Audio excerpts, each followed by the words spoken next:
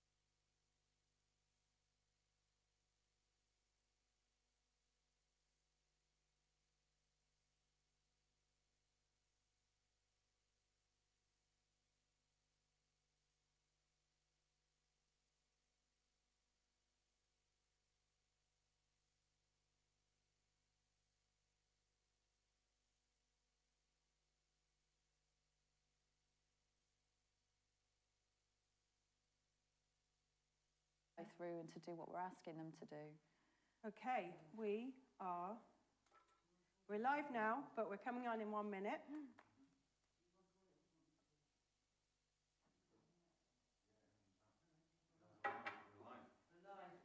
We are live at 10. Hello and welcome. I've got to sit down so I'm not out of shot here. Welcome to Let's Talk, the show that aims to make 2020 slightly easier on us all. Now, there's no question that this has been a very challenging year for us all, but today we're going to talk about our teenagers and how this has affected them. Now, not only have they been kind of confined to their homes with online learning, lockdown at university, they can't party anymore, they're missing their friends and family, their social contacts, they're unable to get out and do what they normally do, and they're also getting blamed for spreading the virus. So they're having a really tough time at the moment. Today we've got such an amazing panel of ladies that are going to give us some fantastic advice and tips. And I'm going to start by introducing you all. So first of all, on our Zoom screen here, we've Sharon Persey. She's Head of Alliances, co-founder at Safe2Net, keeping our children safe online. This is just going to be critical for us today to get this information from Sharon, because you can just imagine how vital that is right now with our children, so much time online. Here we've got Claire Sadler. Claire, founder of Beyond Instinct, a performance coach, mental conditioning and psychological skills expert. So managing our children's anxiety, channeling that anxiety, trying to get the best out of what we can, of what they're experiencing right now. We've also got Katie Mobley. Did I just say your name right then? No. Mobley, sorry. Katie Mobley from the charity Play for Progress. Katie's going to talk us through just how the arts build confidence and help our young children in whatever trauma or life experiences they're going through right now, just how it brings them through some really bad situations. Right, first then, let's start by, and by the way, thank God I'm not a teenager in this period, because I would be on the front cover of the Daily Mail every day. Oh sorry, I hit my mic then. I would have found it incredibly hard to stick by the rules that they've got and the kids that they've got held up in universities and everything else. So I really, really feel for them right now. Worrying numbers out this week when I was kind of watching Politics Live. 43,000 calls from Childline, made to Childline between March and October. That's just crazy. NHS data, 50% rise in anxiety and depression. 2 out of 5 11 to 16-year-olds say that lockdown has made their life worse. I mean, this is very worrying. So who I'm going to go to first? Sharon, I'm going to come to you. Why don't you tell us, first of all, what Safe2Net is, how it can help us, and what you've seen over the last 6 months? Well, thank you, Maddie. My name is Sharon Percy, and I'm co-founder of Safe2Net. And Safe2Net, we're a cyber safety company, and we exist to keep children safe online. So I'm a mum of 4. They're kind of teenagers now and a bit more grown up, but we've been doing this now for about 7 years. And over that time, you know, we've seen the internet grow, and we've seen online digital native children being online evolve. You know, children are now using Snapchat, Instagram, WhatsApp all day long. And we see risks like cyberbullying, sexting, sexual predation happening on a daily basis. So we created an artificial intelligence solution. It's an application that parents would download from the App Store.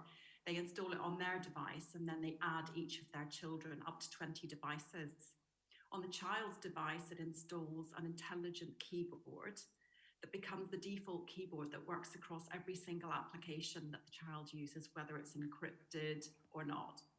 And what we're doing is analysing what the child is typing in real time, but specifically looking for the risks of cyberbullying, sexting on the outgoing messages. But we're also able to detect their mental well-being. So we call it dark thoughts. So children who might be anxious, fearful, isolated, those negative feelings, we're able to pick those up as well. And we guide the child in the moment via the keyboard on the risks that we detect. So if we can see, say, for example, the beginnings of sexting, we can advise that child, oops, maybe you shouldn't be saying this, or we can actually filter the message altogether if it's super high risk. And on the parent side, we're able to offer the parent, not the actual messages, because we never betray the child's privacy, but we're able to show the risks over time. So if there's something risky happening on one of your child's devices, you're able to see peaks and troughs, which apps it's happening on, for you to be able to go and have that conversation with your child with a little bit of insight, because I think that's the missing link. Yeah. You're wondering, we never know what our children are up to, and we don't really have the evidence that there's anything going on. So this gives you that insight without actually seeing the messages to be able to talk to your child. As a business, it also gives us data on risks for children. So of all the children that we have on our device, and we're across the States, the UK, Germany, and lots of in the Middle East, we're able to see this pattern of behaviour. We call it behavioural analytics over time. And so it was super interesting during lockdown to see how the changes of children's patterns of behaviour online, what they looked like. And it's really interesting that we saw, of course, sexting completely peaked. There was this huge increase in sexting across, you know, a very worryingly young age.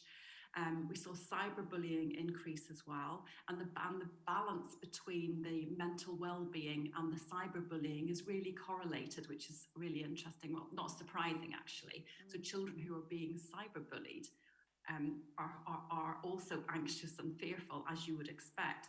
But we're able to show real data and real proof of this, and you know, it's evidence. So that's what we do.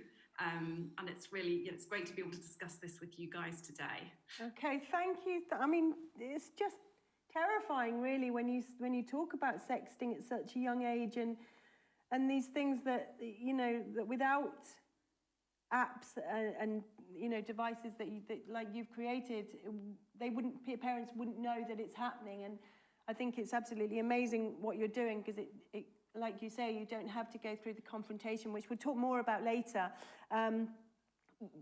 where you can know what's going on without tackling them head on, and I think that's just absolutely vital. Now, during all this time online, I'm going to come to you now, Claire, because the bullying that goes on, we can, using Sharon's technology, we can find out that that's happening, we can see that that's happening, but this is having a huge effect on our children's well-being and their mental health. How do we pick them up once they are down? First of all, tell us what you do, because I know this is very interesting, working with Olympians and you know, really high-performance people, and being able to use those transferable skills to teenagers that you also work with. If you've got a child and they've gone through a process, they've come out the other side, the parent knows what's happened, they've been bullied for God knows how long, how are we, you know, where do you start with that? You tell us a bit more about what you do and what you could offer parents in ideas with that. Thank you, Maddie, thank you. Nice to be here. I'm a coach. I specialise in changing what's normally beyond instinct, the way that we react under pressure without thinking, because that dictates whether we perform well, whether we are well-being and our mental health. I also a mental conditioning expert, and I train psychological skills. So as you said, I work with elite athletes, I work with Olympians, I work with leaders, and I've also got a lot of experience working with families and adolescents. And I think the thing to be aware of is stress, anxiety, whatever context it is, the mechanism is very similar. And we always think it's about the content and trying to find solutions for the content. How do I stop the bullying? How do I make sure that I can focus well to take this free kick for England? And so on and so forth. But the thing that makes the difference is how our neurobiology is responding and learning to drive the car that is our nervous system to make it work for us rather than against us. Because poor mental health, in some cases depression, even addiction and anxiety all have one thing in common, which is it's the body mobilizing against a perceived threat that we're not necessarily conscious of. And in therapeutic circles, they call this regulation, self-regulation. So the ability, if you like to use the car analogy, to shift up and down the gears, to put your foot on the accelerator when you need to be mobilized to do something, and to brake gently when we need to. So the problem is not that we get stressed, or that we get anxious, or we feel fearful. The issue is that we get stuck in these states and we don't know how to get out of them. Yeah. So I'm a parent myself. I have 3 teenagers in training. I'm also a single mum, so I understand very acutely the pressures that lockdown has put upon us all and some of the issues that Sharon's been discussing as well. I think there are 3 things to bear in mind that are really important. One is your influence as a parent on your child, on your family. We forget that we are in the room too. And there's plenty of research that shows that when we are anxious, we recruit our children into that anxiety as well. So we almost amplify that state. That's me all over. So the whole thing about when you get on the aircraft, you know, if there's a problem, put your own oxygen mask on first, is absolutely critical. Oh, really? So any tools that we might discuss today, it's really important as a parent to use them yourself, to practice them regularly, because the brain likes repetition, and those behaviours only become automatic and easy to use when we repeat them. So that's the first thing. So before you go into any conversation with your children, trying to support them, check in with yourself. How are you feeling? How's your body feeling? Are you in the best possible state of mind to support them? Yeah, and that's not going to be the case a lot of times. So absolutely, because we focus on what's wrong with my child. Focus on what's wrong with my child, not why am I losing my brain right now? That's right, and this is applied in other areas as well, in the military, in the SEALs teams. You know, there's a lady, Chris Burker, who's done a lot of research that shows that great leaders, great parents, people who are able to transform teams and get families to thrive under pressure, they not only regulate their own systems, they regulate other people's too. Yeah. So it's critical. Okay, so what I'm going to do later on with everybody is I'm going to come back and I'm going to come up, I'll ask everybody to come up with tips and advice that you can use in your home. The thing about this, the reason why we're live is as time goes on, we'll get more interaction, and it's about you asking the questions for the answers that you need right now. I always talk about Sunday nights. In my house, Sunday nights are a tough time. You feel very isolated, very alone. It's Sunday night. You can't get your child to calm down. They're facing school. They are nervous. They've got all their anxieties about the week lined up, and you need coping mechanisms at that point. You need tools. You need things that you can do, practical things that you can do to help your child right then and there. And I think, even without Claire giving the tips just then, she's already given one, is make sure that you're in the right frame of mind before you're tackling your child's frame of mind, because I think that's very important, because we don't really check in with ourselves enough. I'm going to move to a slightly different angle now, but just because I'm just so interested in Katie's line of work and what she does. And Katie's barely not a teenager herself. She's 22, just middle agers joining the gang today. Katie is from a charity, Play for Progress. I'd love you to just tell us a little bit more about this. And this is just such an important charity, guys. So, if there's something you want to support today, support this charity. It's absolutely, it just does the work it does is absolutely brilliant. But the reason that we've got Katie here today is to just talk about how the arts can affect the confidence in our children. And this will have been totally ignored over lockdown because the arts are non-existent right now. There's no social contact. People aren't together singing. People aren't together playing music. They're not on stage together. So we are deprived from the arts right now. But I'm just going to hand over to Katie just to tell us benefits of the arts when she does work with young children. Thank you, Katie. Yeah, thanks, Maddie. Again, it's really great to be here today, meet all you people. So I work for a charity, Play for Progress, which we work specifically with minor unaccompanied refugees and asylum seekers. And what we do as an organisation is to provide a support system that taps into the healing and creative powers of the arts to build their confidence and nurture them, let them experience healthy relationships in a safe setting that really then gives them, makes them feel valued and gives them a space to be heard and be seen by others. And so how that looks like, the organisation has a few different departments. So I'm part of the music, just tap my mic. I'm part of the music department. We also have a drama department, which is run by drama therapists, and an education department and an advocacy department. And so we all work together, and it's a very fluid and flexible organisation with the well-being of the young person right at the core of it. So in terms of, I'm going to talk mainly about non-lockdown times because this is how... Exactly. Yeah. I mean, like we say, right now, the arts are just strangled, but there's hope. We're seeing hope in the news, and the hope for us is to bring our children out of this and to immerse them back into the arts and to immerse them into social interaction, teams, and enjoyment again. And so I think it's really important that we've got that vision. I mean, we've got the here and now. We're trying to tackle the here and now, but let's have some hope. Let's see what we can do. I mean, it doesn't work.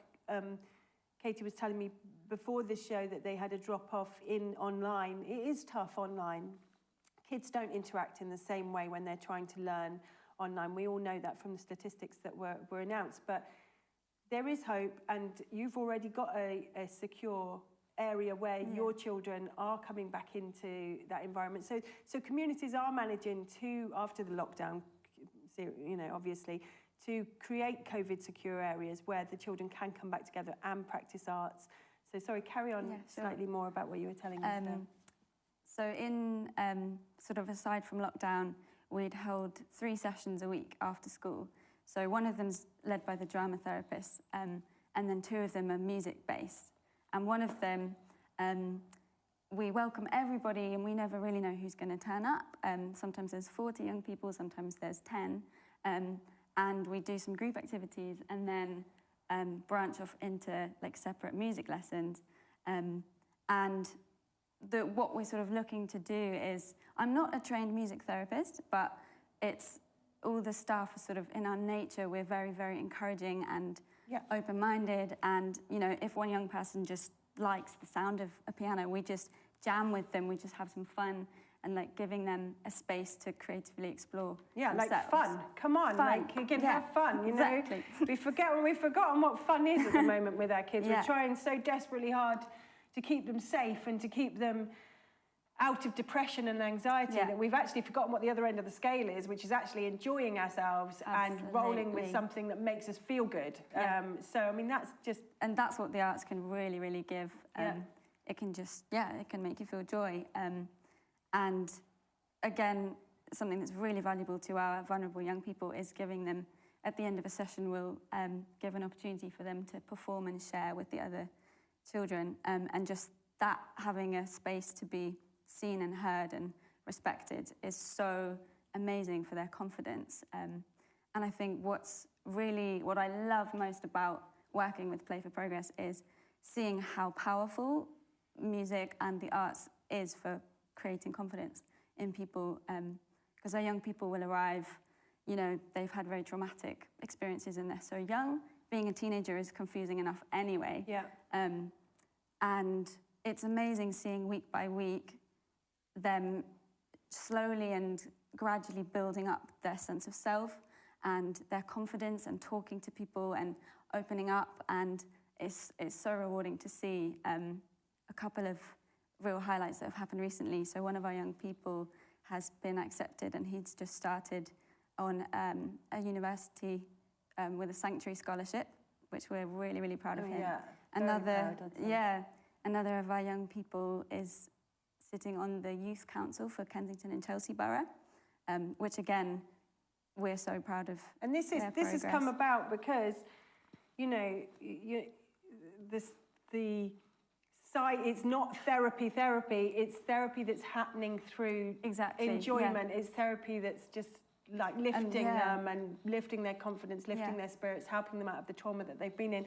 And I know you work specifically with unaccompanied minor refugees.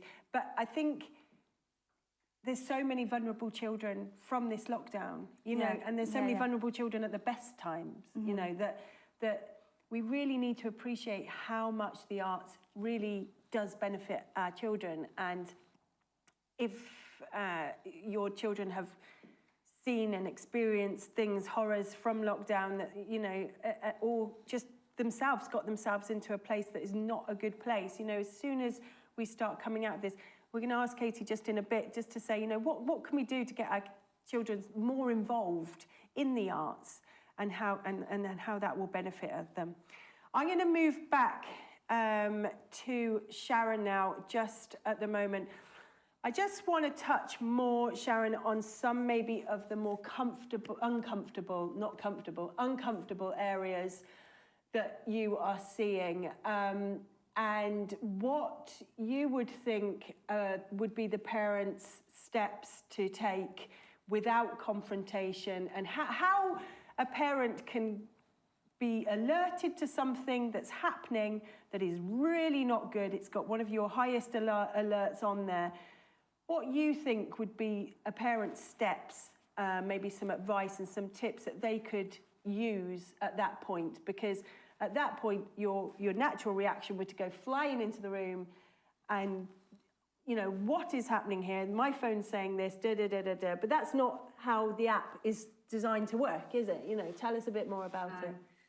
I think one of the reasons that our children sometimes don't come and tell us that there's something wrong is because they're worried that you're going to take their device off them. So, you know, if they're being cyberbullied, or they're the bully, or they've seen something online that's upset them, our natural instinct is to take the device away. But that actually can sometimes make it worse for the child, because it takes away their support network of their own peer group. And so children go underground often, and they'll suffer in silence, or they may have seen something and they won't tell you. So this technology gives you insights that you wouldn't have had already. And what we always advocate is that you have these conversations happening already with your children. In an ideal world, it's best to have that regular conversation. And it's, you know, teenagers don't always want to sit down and discuss it, but if you have it happening, and you were saying Sunday night, perfect, over dinner. It doesn't have to be heavy duty. You can make it lighthearted, but have these subjects already broached so that if something happens, our technology won't tell you exactly what's happened. It'll tell you that something's happened. So you have to have that conversation, Anna. So it's best that you've already got, you can incorporate it potentially into your weekly or daily chat with your child. So it's not, oh, mum's having a deep conversation with me,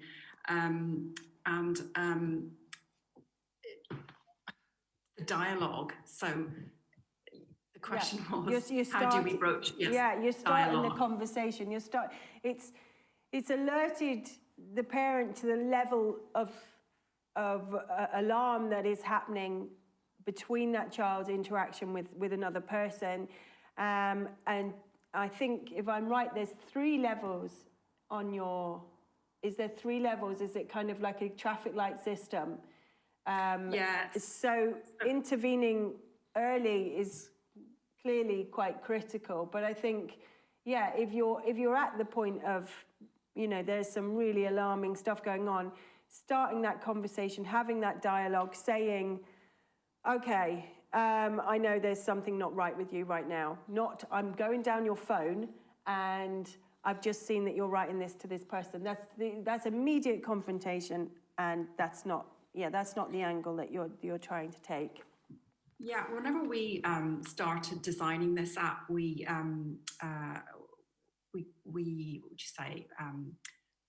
included children in the design process. Yeah. And they really early on said, we don't want our parents to see our messages. So we've also made our app and our keyboard removable. So your teenager can delete our app or remove our keyboard if they want to. So this has to be an absolute joint decision to have the technology on their device. So we have to have their buy-in, because children are so tech savvy. They're way ahead of us, especially our teenagers. The younger ones are going to be easier. But when we have that trust with our child and we're having these conversations, it's easier to say, oh, I noticed there was a blip on the insights. Is everything okay? In the knowledge that you're not going to grab their phone and take it off them, but it does give them that chance to say, well, X is happening, or, don't worry, Mom, this has happened, but everything's fine, or, otherwise. I think one of the problems is then we don't always know the answers as parents, whether it's a sexual predator in the worst case, or there's sexting or cyberbullying, or they've seen something that's upset them, or they're anxious, or, there's a myriad of issues. But like you say, it's alerted them at that point, and that's the start of the conversation. So I think that then takes it, you can only be responsible up to a certain level of what you're providing, and then that takes it into the hands of the parent, and the parent then has to say, right, okay. But at that point, as soon as you, with anything in life, as soon as you've been alerted to the issue, you can start to talk. As soon as you start to talk, you've said it out loud, and things can start to get a little bit easier. And as a parent, you can start to get involved a lot more. And talking to you prior to today, it's just so alarming how much access that predators can get to your children, and it's just so important. And can I just say that when I downloaded your app, it couldn't have been easier. It literally couldn't have been easier. It was the most efficient app. And I'm horrendous, as everybody in the studio will tell you. I bring a laptop, but other than signing in, that's where I'm at. So it was really, really efficient. You can just click on, and then you just add your devices of your children's in your home. I think it's nice to start when they're young, because you've got them on side. You're talking to them. You're saying, I know what's on your device. I can see what's on your device. This is a partnership. it's not me against you, you know, it's a partnership. So I think that's really important, and I think having that trust with each other that you're going to keep them safe. The reason you're doing it is to keep them safe. It's really interesting, Maddie, because our little ones, you know, are the youngest that are just getting to use technology for the first time. Our research shows they don't know why this sort of technology wouldn't have been on it in the first place. Yeah, it's because mum's keeping me safe. Why would my mum not keep me safe? Yeah, why would my mum let weirdos? Exactly. Why wouldn't it be there? It's only our older ones that have had this freedom to kind of use the technology and maybe, you know, and we're be trying, a bit more edgy. Exactly, and they feel a bit more compromised by us getting involved in it. But yeah, exactly, as time goes on, it will become part of the norm that, you know, your mum's there to keep you safe in every other aspect of life. Why wouldn't she be there online to keep you safe, to stop weirdos from talking to you, etc., etc., etc. Right, okay, I'm going to move on to Claire now, because I'm conscious of time is ticking away, and we've got to finish dead on today, because it's clearly the 11th of the 11th, and we've half an hour left, and I want to get through lots of tips and advice. Exams. So let's move on to exams. Exam stress. If you've got a teenager right now, I'm pretty much sure you've suffered some kind. They've suffered some kind of exam stress. Purely whether it was missing out on their GCSEs, facing exams going forward, not having the face-to-face with their tutors, not being, maybe they just not responded well to the online learning, and they just feel behind and they feel unprepared, and that is going to cause anxiety.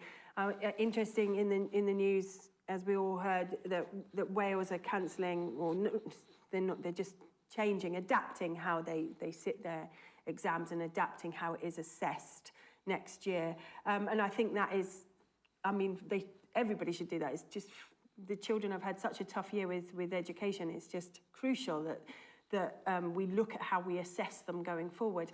Claire, coming to you, let's talk about anxiety, because anxiety is just key in our children. What do you do, and what advice, what tips can you give? I know we were talking before the show started, just running through a few that I'd never even really heard of. I had done one of them, which is talking about relaxing your jaw when you're just trying to relax your whole body. And I do try and do that, but the science behind it is brilliant. So why don't you tell us a few ideas on trying to calm their anxiety and using that. I'm putting too much on you now. Let's start with trying to calm their anxiety, and then we'll talk about directing that anxiety into a positive and pushing them in a way that they, you know, is good for them. Okay. The thing to bear in mind before we start to talk about the tools is that teenage brains are different to adult brains. Teenage brains don't have the same capacity to balance or regulate emotion. They are more prone to seek out risks, to help drive independent behaviour because of how we develop, because they've got to, you know, through evolution, they've got to grow up and look after themselves. And because of that, they tend to be less responsive to punishment or restrictions. So they won't be aware of the risks in the same way, and they are more likely to overreact and have a hissy fit where someone a different age wouldn't. There's a great book written by John Medina, who's a molecular neurobiologist. It's called Attack of the Teenage Brain. You can buy it from a number of different stores. It explains it really, really well and gives you some practical examples of what you can do with that. So to go to your question about anxiety, anxiety is a mobilization or an arousal state designed or evolved to help us deal with a threat. You step out into the road, you see a car that you weren't aware of, your body goes into overdrive and you get the hell out of the way. That's not an issue. The issue is being stuck in that state. So it comes back to what I was talking to before about regulation and understanding what buttons and levers to push in your nervous system to get it to work for you rather than against you. Because there are times when it's important to have that mobilization, to have that level of arousal, and there's a lot of research done by Andrew Huberman at Stanford that shows if we don't have enough of that arousal, we don't learn and we don't remember. So it's balancing those neurochemicals. But when it gets out of hand, when our teenagers start, or our children start to become overwhelmed and they can't cope, the number one thing to remember is it's about getting them to slow down, to calm down their system, to come back to a more stable state. And there's a number of different ways you can do that. You can use breathing, you can use focus of attention and vision, you can do things physically. There are various practices that you can use in terms of what you're paying attention to. And there's also internal dialogue and how you manage those thoughts. But the ones that I'm going to focus on today are breathing, because everybody can do it, and it's really, really simple. Yeah. And before you all at your home start rolling your eyes going, oh my God, here we go. you know, I've tried this, you know, relaxation breathing, it doesn't work for me. There's a few things that you ought to know first. Okay. The first thing is how you breathe. Breathing through your nose versus breathing through your mouth makes the world of a difference. When we breathe through our mouth, generally we take in too much oxygen, and our body is not able to absorb that because we don't have enough carbon dioxide to allow that to come into the bloodstream. We need carbon dioxide to absorb oxygen. So that whole thing of, you know, I'm stressed, just calm down, take a few deep breaths, and everybody sucks in so much air through their mouth. You can bring on a panic attack by doing that. Right. So breathe, first thing is breathe through your nose. Close your mouth, breathe through your nose. And generally speaking, an inhale is mobilizing and an exhale is demobilizing. So if you're in an anxious state... I'm really breathing. As you're talking, I'm in and out through my nose. If you're in an anxious state, it's important to lengthen the exhale, but not force it. Because if you force it, you shift your brain waves and you start to bring on overload as well. So gradually, the key is to slow down your breathing. I feel like we're preparing the parents, because like you said earlier, you know, let's all get ourselves in a mental state that's a good one before we then go and tackle our children. So this is us breathing before we then go and teach them how to breathe. So the key is to slow down your breathing as gradually and as comfortably and as slowly as possible. So almost like it feels like it's happening by itself. Having said that, there are some specific patterns that you can use to get a shift very quickly. One of them is the psychological sigh, which all mammals do. If you have pets, dogs in particular, you might have heard them do it before they settle down to go to sleep. And as humans, we tend to do it when we sleep as well. And it's really simple. It's a double inhale through the nose. You inhale twice through your nose, and then a long exhale through the mouth. And what that does is it stimulates the phrenic nerve to open the alveoli in the lungs, to dump carbon dioxide, take on more oxygen, balance your blood chemistry, and calm your body down. Don't we all need that? You can think of it like an emergency stop, and if you do 2 or 3 of those, it will make an enormous difference. I'm doing it now. I definitely can feel it kind of, you know, opening my chest up. Yeah. And I think what's key when we talk about anxiety, and like you say, oh, here we go again with the breathing. It is hard because we do all want the magic bullet, but unfortunately, in a lot of cases, there isn't really a magic bullet. You've got to put in the effort when it comes to anxiety. You've got to practice. You've got to practice. And it does come down to breathing. It does come down to distraction. It does come down to grounding yourself. And those, you know, you need to practice these. They're not going to just work like we were discussing last week when we were talking about autistic children, because they struggle with the breathing because they're not open to wanting help at that point. So distraction works a little bit better. But anything you do, if you're wanting it to work on a Sunday night at 10 o'clock, you've kind of got to practice it. You've got to practice it through the week. Absolutely. And as a good friend of mine says, you know, if you're learning to swim, you wouldn't choose to have your first lesson in the middle of the Atlantic, in the middle of a storm, in the middle of the night. Yeah. So you've got to practice. Other breathing techniques that work really well, you know, there's a reason why the military and the SEALs in particular use breathing. There's a pattern called box breathing, which is great for focus and leveling. So if you think of the analogy of what I was saying before about accelerator versus brake, it's managing that level. Again, it's really simple. You breathe in for a count of 4 through your nose. You hold for a count of 4. You breathe out for a count of 4, and you wait for a count of 4, pause. And you do that continuously, 2 or 3 minutes, will make the world of a difference. It's great. It changes the function of your brain waves and brings about a more focused state. And that's a very simple, I mean, that's a very simple thing that we can all use. Everybody can use Absolutely. that, right? And these are techniques that are taught to people who get into very scary situations, where not only their lives but other people depends on it.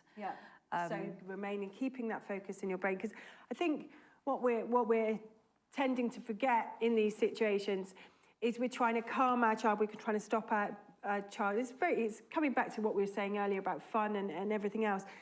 We're actually forgetting that we might want to encourage our child as well. We might actually want our kids to do well in these exams. You know, all is not lost. That's right. But if you try to shift the gear, it's like if you're driving a manual shift, if you're trying to shift from 1st to 6th, you'll stall the engine. You've got to take them on that journey. You have to calm them down first, and then you can help them to become focused in a slightly different way.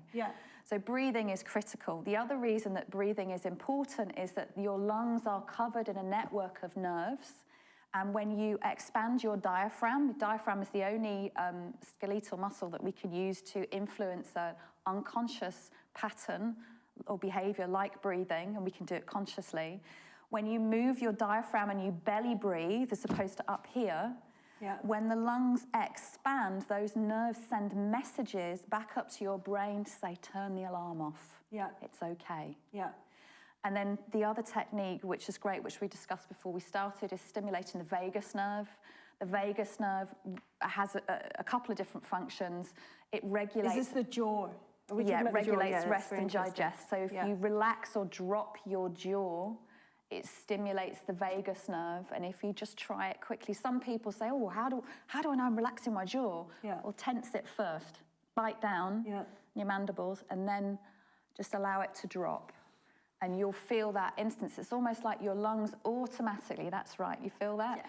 Automatically reach for a deep breath. And it's gliding on the natural tendencies of the nervous system. The vagus nerve, one of the other things it does, if we bring in therapy beds next week. I feel like Claire just talking us through this. It'd be better if I'm lying down, to be honest. So I completely get that. I absolutely get the jaw we hold so much tension up there. These are techniques that Olympic athletes use. These are techniques that the military uses. These are techniques that I use in my work with trauma resolution. It's so critical. And the other thing it does is it empowers people. You know, I taught this to my kids. My youngest daughter prevented an asthma attack by using this technique. Really? Yeah, it makes a profound difference. It really does. So I mean, that can be used across the board, and you know, I can literally hear it and see it. You know, oh, my 16-year-old boy, you know, he's just like, oh, just go away, mum. You know, whatever. Like, just doesn't want to have that interaction with you, and that's why you've kind of got to give him this coping mechanism. You've got to give him this to do himself. You know, there's only so much you can take a horse to water. You've kind of got to give them the advice to be able to take that forward and calm themselves down. And I think that's right, and it gives them a sense of independence and empowerment then. And the other thing is, if we don't use these tools, then our state affects theirs. So children learn by example. They absorb, you know, there's a saying in therapeutic circles, what we don't resolve, we pass on to our kids. So the more that we are able to demonstrate that we are using these tools to regulate, and you don't have to, you know, put a banner up and, hey, I'm doing it now, because your shift in state will automatically impact on them. You know, it's like basic physics. If you change any one part of a system, the system cannot be the same anymore. You know, I've used this technique with children with ADHD and autism to overcome bullying, to resolve phobias. It's that powerful. Well, thank you so much, Claire. I think we're going to take so much away from that. And just following on from Claire, I know I did intend to have some video footage in this as well from Joanna Spriggs, who's a reflexologist, specialises in hormones and balancing hormones, and a wellness expert. I'm going to play that, just so you know, I'm going to play that on the channel afterwards, just because we haven't got time today. But this is, Joanna's going to talk you through It's the pressure points, which in reflexology you can use, and that's definitely, she gives you really in-house practical tips that you can use, your children can use sitting at your desk, you can do with your children, you know, late at night to calm them down, using alongside Claire's breathing exercises, just extra alternative therapies to help relax your children. And then hopefully, we're just going to come back for a couple of tips from you after I've spoken to Sharon, but I just want to move now to Katie. Katie, how important is it that children are involved in the arts, and what do the arts mean to you? Good question. Being creative and having space to explore creativity is so important, especially for teenagers. I was lucky enough to grow up in a really creative drama group, Acorn, which is based around here, Acorn Music Theatre Company, and so I know firsthand how valuable it is to have that, to have that space to explore yourself, and it helps you sort of process, you know, all these crazy hormonal, chaotic things that teenagers have going on. What we've seen with the charity I work for, one of the Thursdays that we normally hold is just a space where one of our tutors will be there with his laptop and, you know, a music program up and making beats, and then the young people can freely come, and they love to just rap in their languages, make up things, pick up an instrument, have a go, and it's such a vital outlet to have. In your charities, I mean, these children are coming from really tough situations. I would say they've probably never had the opportunity to do that before anyway. So, I mean, that must be absolutely uplifting to see that happen. Yeah, definitely. So it's such an amazing outlet to be able to explore. And in terms of, you know, tips on what you guys can do for your children at home, there are lots and lots of initiatives happening to feel connected, especially in lockdown. Even with the young people I work with, we saw a slight drop-off of numbers attending, just that they knew there was a place where they could come to and they could connect with others and talk about something or make some music if they wanted to. Just to express how they're feeling is such a human, basic, simple, important, vital thing. Yeah. And you know, since the beginning of time. Exactly. So this is nothing new that we're telling people here, that, you know, how the arts really do make people feel connected. Sure, and it's so important when there's lots of crazy things happening as well to have an outlet to express yourself. And so look up where, you know, local where you live, if there's things going on online. There's an outdoor forestry nature creative organisation called the Hive Kids, who I think are still doing things. That's a half-term based residency. So a lot of people will think of these, and you start your children younger than in a teenage situation, and they're not going to be an actor, so, you know, they didn't show any interest in being an actor. You honestly don't know who found themselves until they were, you know, a lot later on in life. You know, nobody knows what they want to do when you're a teenager. We're not set to program to know what we want to do when we're 6 and 7 years old. We're going to be a ballerina, we're going to be this, we're going to be that. We're not. We explore and we find out what makes us tick as we grow up. And I think giving them the option, they might say no, but giving them the option, letting them go to one, you know, if they're 15, if they're 14, if they're 12, if they're whatever, just letting them go in, have an experience, you know, whether they're joining a choir, whether they're joining amateur dramatics, whether they're joining forestry, whether they're joining a theatre group. You know, it's not a little kiddie thing. There is groups, of course, for smaller children, but it's definitely. I found theatre when I was 36. Yeah, 36. I was in banking before I was in theatre, and that definitely was not me. So yeah, I found theatre very late, and I literally cannot tell you how much the arts has helped me. And I was definitely past being a teenager at 36. So I think it's really important that we take this and we run with it and we connect them into various groups. Give them new experiences, give them new challenges. They've got so much on at school. We all know that with their exams and their after-school sports and things like that. But don't forget the arts. They are crucial in letting children experiment and use their creativity. Right, I'm going to go back to Sharon now because I really, really want to get some tips, your last tips for us before we have to kind of leave for the day. And it's been just so precious having everybody on today and Sharon giving people an insight into what they can do to help get some control over people.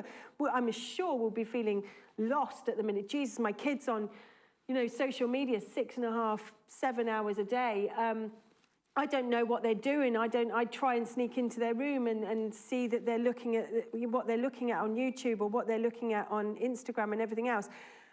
Give us your tips on what parents can take forward and take away with them, short of downloading your app, which absolutely just do it.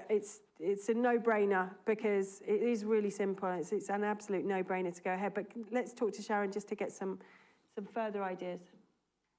Thanks, Maddie. I just wanted to say quickly that we actually offer breathing exercises to children, so they're able to take them in the app if they're experiencing anxiety and that type of thing, along with audio practices. Takeaway tips for parents.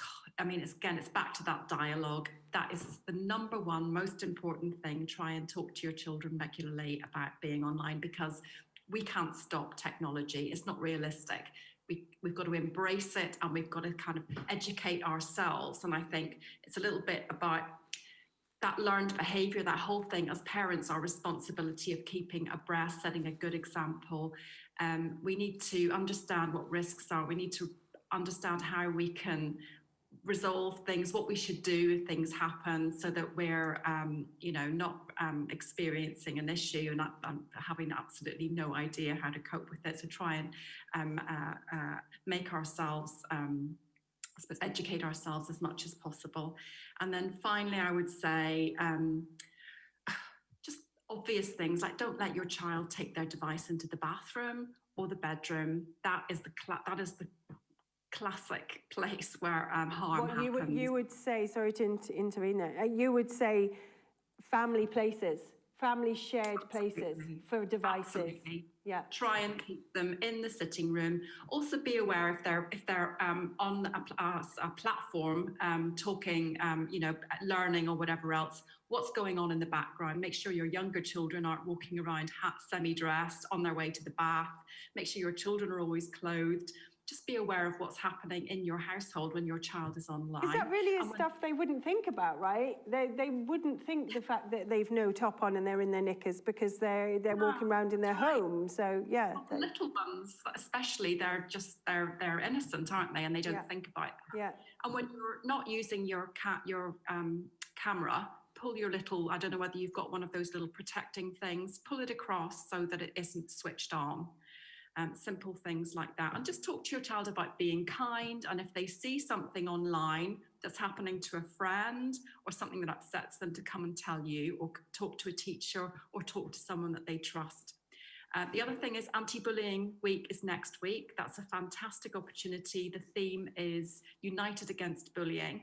And a lot of the schools across the country will be doing brilliant activities to raise children's awareness on cyberbullying. So watch out for that. Thank you so much. There was one thing I just remembered about your app, which we spoke about yesterday when I was talking to you, and I don't know whether we've touched on it, but if your child is discussing something with somebody on social media and that is not the right thing they should be saying, maybe they've crossed the line or something like that, your app will alert them as well. Am I right to say maybe that's not the best thing to be saying? Exactly what it does. So it guides the child. It guides the child away from risk, or it filters the message altogether to stop the damage from being done in the first place. I mean, so that's just amazing. That's absolutely amazing.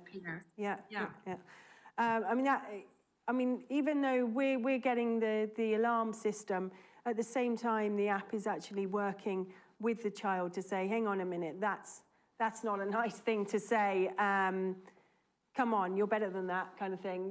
Let's. Right. And the fact that it filters it to stop the harm from being done is I mean, that's saved God knows how many people from being upset, you know. So, okay, so thank you so much.